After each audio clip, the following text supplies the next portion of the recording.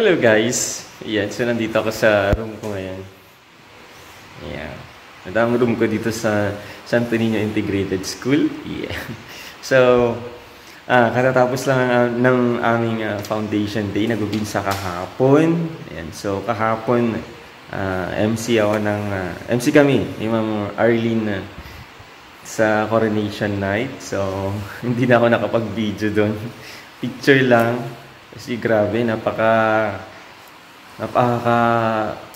kumbaga, nakakapanibago, nakakagulat, nakakakaba, sobra.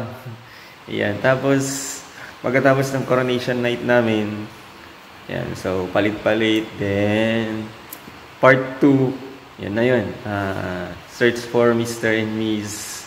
SIS. Hindi na ako nakanood. Umpisa lang, kaya kasi umuwi na din ako para matulog. Then, syempre medyo bawal sa atin ang magpuyat. Mamaya umiikot na naman ang ating mundo. Yeah. So, today is Saturday, second day ng aming foundation. So, katatapos lang yung parade, then yung mass demo, then natapos na din ang aming natapos na.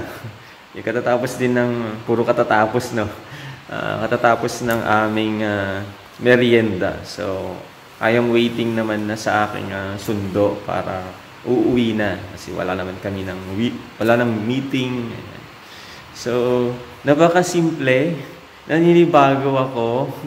Pero masaya, lalo na yung parade. Grabe, sobra. Ang layo-layo ng pinuntahan namin. Ilang barangay yun? Parang 4 yata o 5. Iwan layo. Pero kahit mainit, masaya. Ang saya-saya. Ang sasaya ng mga nakikita naming mga tao. Tapos yung mga estudyante. Ayan. Nag-hi siya. Hello sir. Gano'n. Di ko pa sila masyadong kilala. Kaya yun. Pati din yung mga co-teacher ko dito. Diyos ko kahapon. Hindi ko gamay mga pangalan.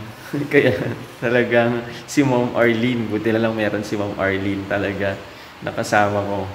Siya yung nagtatawag talaga ng pangalan kasi talagang hindi ko alam. Ang hirap. Ang hirap pagbaguhan. So makakasanayan din. So ilang araw na ba ako dito? Mga mag-iisang linggo mahigit na sa Santo Niño. So, yun muna. So, see you again next time. Bye-bye, guys.